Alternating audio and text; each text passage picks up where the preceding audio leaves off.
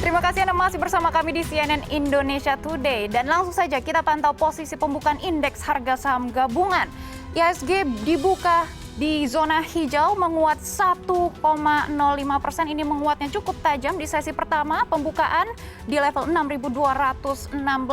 Dan sepertinya ini IHSG masih dibayangi oleh PSBB yang diperketat, tetapi tentunya distribusi vaksin juga menjadi sentimen yang cukup positif untuk capital market Indonesia. Dan selain itu, sentimen eksternal Joe Biden yang akan segera terpilih menjadi Presiden Amerika Serikat juga membawa angin segar, terutama untuk clean energy. Sepertinya langsung terlihat ya dampaknya ke Elon Musk yang baru saja menjadi orang terkaya di dunia. Dan ini juga menjadi sentimen yang cukup positif untuk dalam negeri karena kabarnya Tesla juga akan berinvestasi di Indonesia. Ya, Kongres Amerika Serikat resmi menetapkan Joe Biden dan juga Kamala Harris sebagai Presiden dan Wakil Presiden terpilih Amerika Serikat periode 2021 hingga 2025. Bagaimana respon pasar dan juga dampak kepada ekonomi dunia? Telah tersambung dengan kami Presiden Direktur Sukor Invest Asset Management, Jamie Paul. Selamat pagi Pak Jamie. Selamat pagi. Ya, sudah terlihat ya Anda juga cerah sekali ya pada pagi hari ini.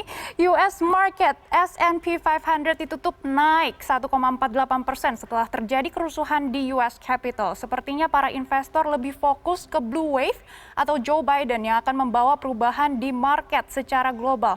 Apa saja insight cuan Anda setelah Joe Biden ini resmi menjadi Presiden Amerika Serikat? Oke, yang pasti dengan terpilihnya Joe Biden dan kemenangan dari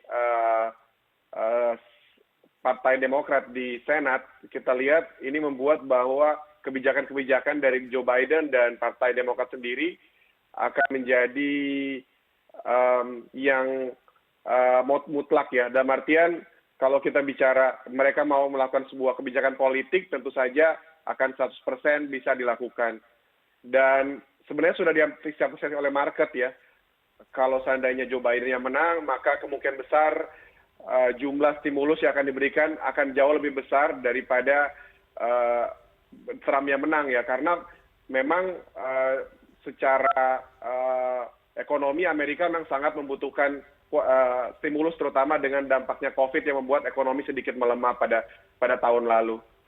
Nah, ini yang membuat sehingga dengan adanya quantitative easing baru yang cukup besar jumlahnya, membuat terjadinya rally terhadap emerging market dan melemah dolar, terutama dengan kenaikan harga komoditi. Nah, ini kemungkinan besar akan mengulang kejadian tahun 2009 sampai dengan 2011. Dan tentu saja kalau kita lihat pada tahun-tahun tersebut, terjadi rally yang cukup besar di emerging market.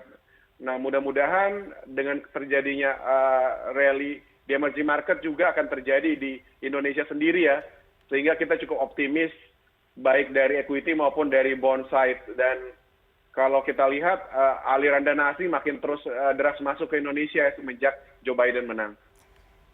Ya, Pak Jamie, tadi Anda juga sudah menyebut ini ada kebijakan fiskal atau stimulus yang akan digelontorkan oleh Partai Demokrat atau Joe Biden. Ini ada angkanya ya Pak, ini lebih dari 2 triliun dolar Amerika Serikat dan tentunya juga akan menekan rupiah dan memberi pressure terhadap dolar Amerika Serikat. Dan rupiah juga akan menguat. Dan perkiraan Anda rupiah bisa menguat hingga kisaran di berapa ini Pak? Oke, target kita rupiah akhir tahun di kisaran 13.500 atau mungkin menguat sekitar 3% ya dari penutupan tahun lalu. Dan sebenarnya ini semua tergantung daripada harga komoditi sendiri ya. Apabila rally di harga komoditi cukup tinggi ya, kita bisa melihat adanya rupiah cukup kuat, bahkan di bawah level 13.000. Karena kita pernah mengalami penguatan yang cukup tajam pada waktu harga coal dan harga CPO naik tajam pada saat pemerintahan SBY waktu itu. Nah, saya pikir ini bisa juga terjadi, tapi catatannya adalah harga komoditi harus naik tajam karena tentu saja pemerintah kita dan bank sentral kita akan berusaha supaya jumlah ekspor kita cukup kuat. Dan ini yang membuat sehingga penguatan rupiah kalau seandainya tidak ada didorong oleh kenaikan ekspor yang tajam, tentu saja akan dijaga supaya tidak terlalu kuat. Itu yang membuat kenapa kita mempunyai target rupiah untuk berada di 13.500 pada akhir tahun nanti. Wah, ini adalah catatan bagi kita semua ya, rupiah akan mencapai 13.500, bahkan lebih rendah atau lebih menguat daripada sebelum pandemi, yang sebelumnya ini adalah di angka sekitar 13.600 ya Pak. Oke, kita langsung saja ini langsung ke kebijakannya Joe Biden. Kita tahu Joe Biden lebih mendukung clean energy, seperti global warming juga salah satu concernnya, tentu ini adalah arahan yang cukup positif. Tetapi bagaimana dengan industri pertambangan di Indonesia? Ya, banyak yang bilang adalah nickel is the new oil, karena tentu saja dengan digantinya mobil konvensional dengan electric vehicle, saya pikir ini akan membuat tren daripada penggunaan nikel akan naik sangat cepat ya. Ekspektasi market tahun 2025 mungkin udah sekitar 50-50 ya, jumlah mobil yang menggunakan listrik dan juga yang konvensional. Nah, tentu saja ini akan membuat Indonesia sebagai penghasil nikel terbesar dunia dan salah satu yang memiliki cadangan terbesar di dunia tentu saja sangat diuntungkan. Kita lihat sendiri di pasar modal, saham-saham nikel misalkan kemarin saja naik lebih dari 10%, ya, hampir semuanya. Dan ini juga saya pikir akan berdampak di sektor real, bukan cuma di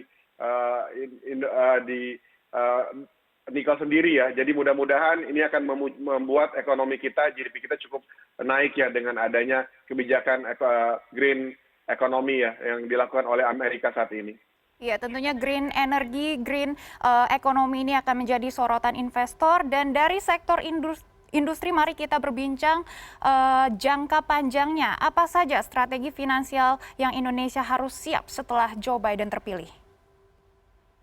Saya pikir kita harus memanfaatkan dengan adanya kebijakan green energy ini ya. Kita jangan cuma menjadi negara penghasil raw material.